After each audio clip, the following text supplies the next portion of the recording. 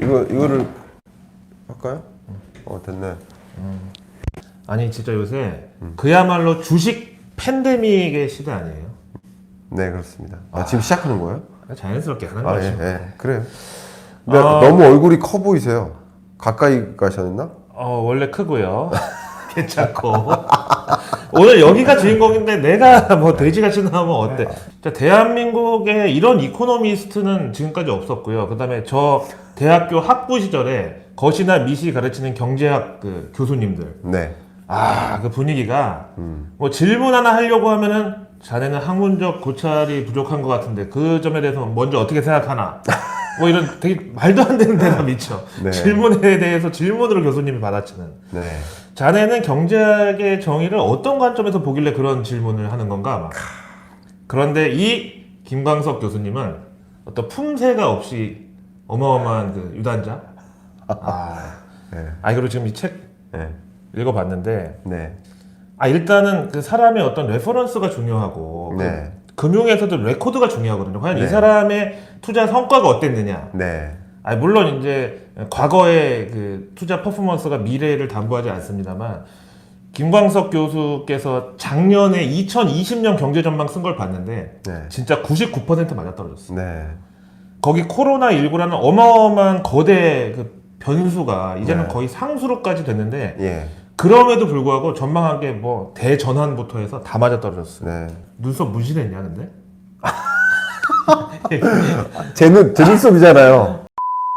예. 근데 이제 그야말로 주식 팬데믹의 시대가 지금 됐죠. 네.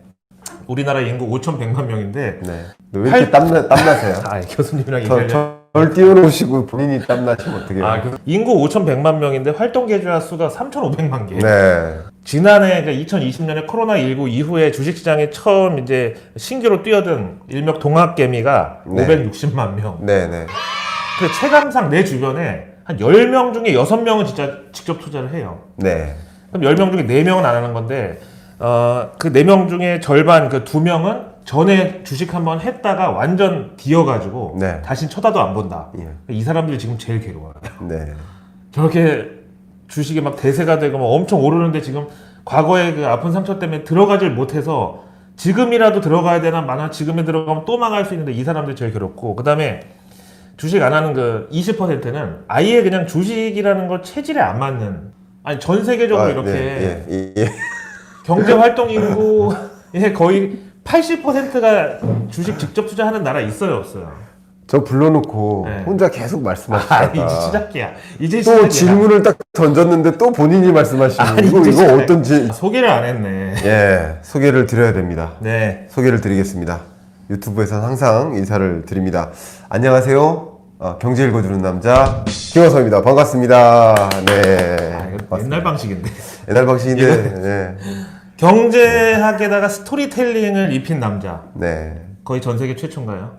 그렇습니까? 토마 피케티 이후로. 네. 뭐 매년 경제 전망서를 이제 발간하고 있지만 뭐 그전에는 경제 전망 보고서로 이렇게 발간하다가 경제 전망을 이제 제 이름을 걸고 이제 책으로 이제 발간하기 시작했는데, 예를 들면 2018년에 19년 전망책을 냈고 또 19년에 20년 전망책을 냈고. 제가 보기 시작한 건 이때. 그렇죠. 본격적으로 김광석 교수를 이제 안 게 이때인데 네. 진짜 깜짝 놀랐어요. 네. 아니 코로나19 발발 전에 쓴 거잖아요 이거. 네. 근데 99% 들어맞았어요. 네. 여기에 대해서 좀 약간 네. 공치사 좀 부탁드립니다. 그 말씀을 대놓고. 드리면, 네, 이 코로나19의 충격이 그 방향을 바꾸지 않았다.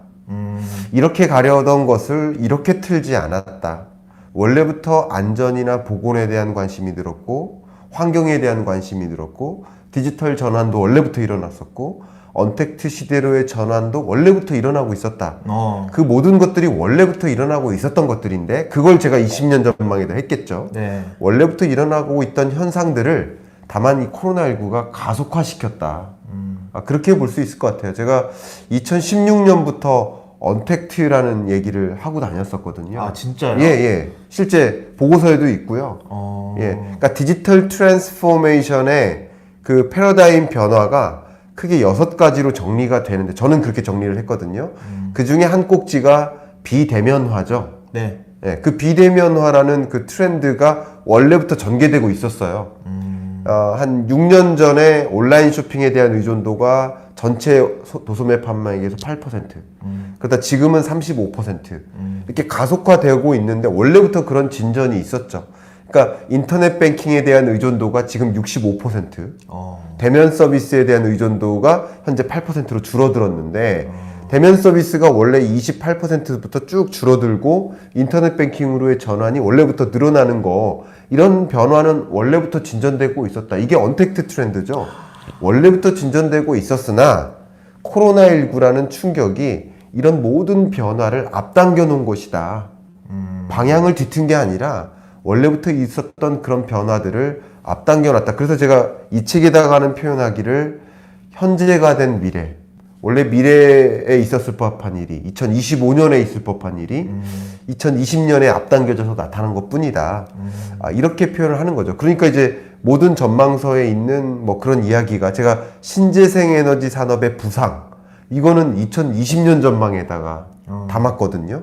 그럴 수밖에 없는 경과가 있었던 거죠. 네. 그걸 또 설명드리려면 한참 가겠지만 그것을 제가 강조하는 것이죠. 이게 2020년 전망으로 2019년에 쓴 건데 대부분의 경제 이 전망서들이 네. 코로나19 출현 때문에 다 빗나갔어요. 그렇죠. 다 틀렸는데 이 책만 유일하게 수소 산업 얘기했고 네. 신재생 에너지 산업으로의 전환, 그러니까 이런 것들이 그럴 수밖에 없는 경로가 있었어요. 동전 없는 사회도 그렇죠. 예, 요즘에 예. 거스름돈 계좌입금 서비스가 그러니까 되고 있고 디지털 트랜스포메이션이 액션으로 들어간다. 그림만 그리다가 이게 다 있었던 얘기인 거죠. 훌륭합니다. 감사합니다. 나하고는 좀 결이 다른 무슨 말씀을. 아카데믹한 분인데. 아니에요. 우리가 근데 저번에 술자리에서 이렇게 경제 얘기를 하니까 네. 같이 있던 두 명이 갑자기 졸기 시작하다가 택시를 타고 네. 집에 가버리는. 네. 우리 빨리 9시 풀리면 예. 이제 신년에 한잔 해야죠. 그렇게 또 한번 하시도록 하겠습니다. 네. 일단 오늘의 주제는 네. K자형 회복에서 생존하는 법. 네. 이렇게 되는데 네. 지금 뭐 경제와 증시는 거의 역동조화라고까지 해도 과언이 아닐 정도로 온도차가 좀 극심하잖아요. 네. 이 포스트 코로나 경제 전망에 대해서 여러 가지 시나리오가 사실 있어요. 네. 스워시라고 하는 나이키 커브. 네.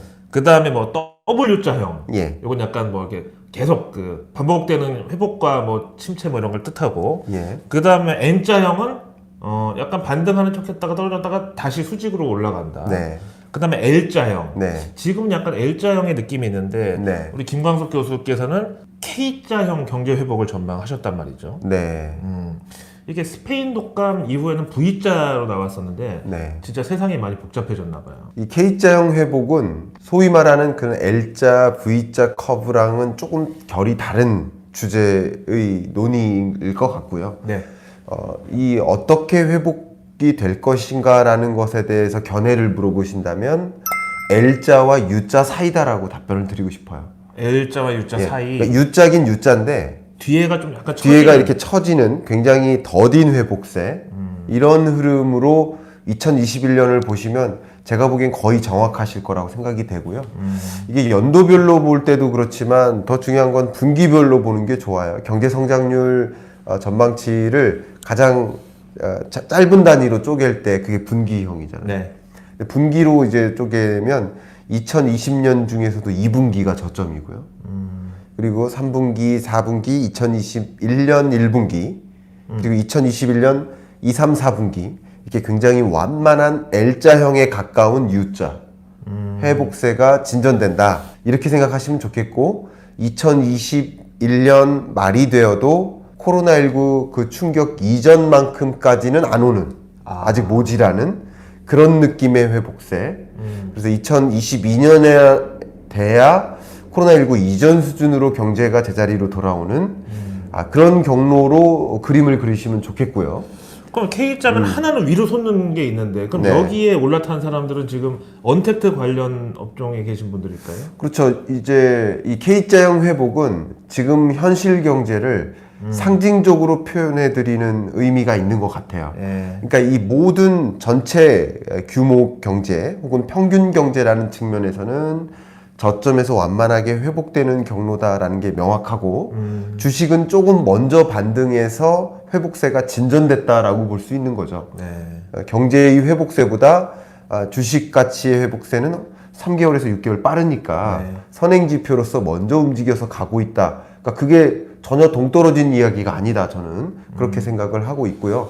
다만 K자형 회복이라는 뜻은 평균적으로는 우상향하는 흐름이 있으나 네. 누군가에게는 정말 뚜렷한 회복을 계속 경험하고 계시고 누군가에게는 그 회복이 전혀 체감이 안 되는 경제, 그런 상징적인 의미의 어쩌면 체감과 다른 경제라는 의미에서 K자형 회복이다라고 표현을 한 거라고 볼 수 있어요. 예. 단적으로 한번 여러분들께 제 질문을 드려보면 제가 이렇게 강연을 갈 때도 공공기관이나 워낙 많이 다니시잖아요. 그러면 또 예. 대기업 직장인들 이렇게 만나보면 경제적 충격이 있었나요? 라고 질문하면 아무도 손 안 들어요. 체감도 못 해요.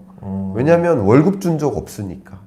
그렇네. 가계 관점에서 생각해 볼게요. 가계 관점. 가게. 월급이 줄어든 적이 없어요. 그럼 가계 소득 계속 유지됐고. 그럼요. 예. 가계소도 계속 유지됐고 소위 이런 계층들이나 고자산가들은 소위 소득이 원래 없었던 분들. 고령층 고자산가. 하지만 자산 가치는 더 늘어났어요. 그 얘기를 하는 거죠. 소득은 준 적이 없는데 원래 소득이 0이었으니까 아니면 원래 소득이 안정적으로 유지됐으니까 두 가지 계층인데 고자산가나 고소득층은 원래 소득이 없었으니까 자산의 기초에서 재산소득을 영위하시던 분들이니까 당연히 원래 소득이 없었으니까 충격이 없었는데 오히려 경제적 충격이 없는 과정에서 자산 가치는 오르고 돈 쓸 때는 별로 없어지고 그러니까 실질적인 소득이 는다는 표현이 있었고 네. 특히 중요한 것은 역사 이래 제가 2020년 경제전망책에 여러분 인생에 가장 낮은 금리를 경험하게 되실 거라고 여기다 썼거든요. 실제 그랬죠. 진짜 경험하고 있네요. 예, 실제 우리나라 역사에서 0.5%라는 낮은 기준금리는 처음 경험인 거. 홍익인간 이래로 처음이에요. 예, 홍익인간 이래는 좀 약간. 처음이에요. 그건 아니, 그러니까 사실이에요.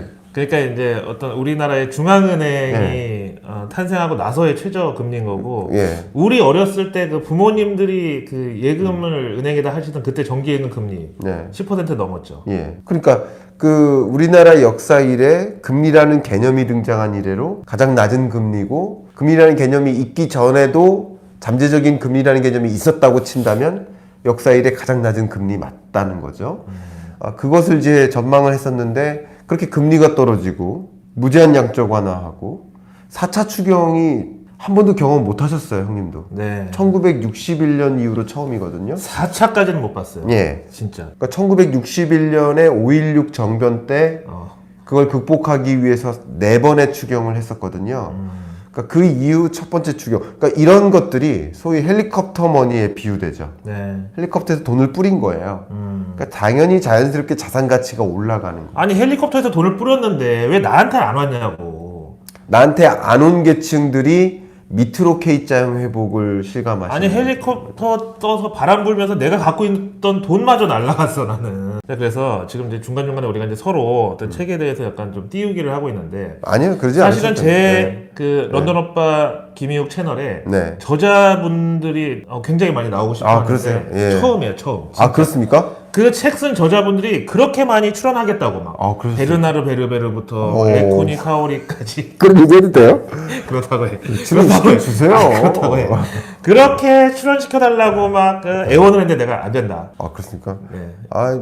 네, 전 책 저기 안 해도 되는데 이거 대본 이렇게 놓고 하셔도 돼요. 아니 가만 있어봐. 야, 이거 저작권 있는 거야. 그렇습니까? 이거 보면서 잘난 척하고 아는 척 좀 하려고 좀 아, 써갖고 예. 왔는데 예, 이걸 공개하면 어떡해. 주요 이슈로 김광석 교수께서 제시했던 디지털 트랜스포메이션, 네. 동전 없는 사회, 수소 경제, 반도체 산업에 대해서도 전망을 했을 때 시스템 반도체 쪽에 투자가 폭발적으로 증가한다. 네. 이제 다 들어맞았고 예. 이게 저는 그냥 근시안적으로 딱 봤을 때 아니 이걸 어떻게 1년치를 다 맞췄지라고 했는데 이미 있었던 흐름이 예. 코로나19로 좀 가속화되었을 뿐이라는. 그럼요. 왜냐하면 지금 말씀하신 것들 중에 일부는 정책적인 방향성에 이미 녹아져 있는 것들이 많아요. 그러니까 예를 들면 디지털 뉴딜이나 그린 뉴딜 같은 한국판 뉴딜 사업이 갑툭튀라고 생각하는데 갑툭튀가 아니에요. 원래부터 예견됐던 일들이라는 거죠. 2018, 19년부터 정책의 방향성에 이 디지털 전환을 진행하기 위해서 DNA 산업, 데이터, 네트워크 5G죠. 그리고 인공지능 이런 것을 더 많이 확대 보급하기 위해서 계획했던 것들이 그대로 녹아져 나온 게 디지털 뉴딜이고 다 이미 있었던 것들이라는 거죠. 그럼 오늘 얘기하시는 이제 경제 전망이 최소한 2, 3년치 정도의 수명을 유지할 수 있는 전망이라고 봐도 또 연속성 차원에서는 가능하겠죠? 당연히 그러리라 생각이 되고요. 이게 경제를 전망할 때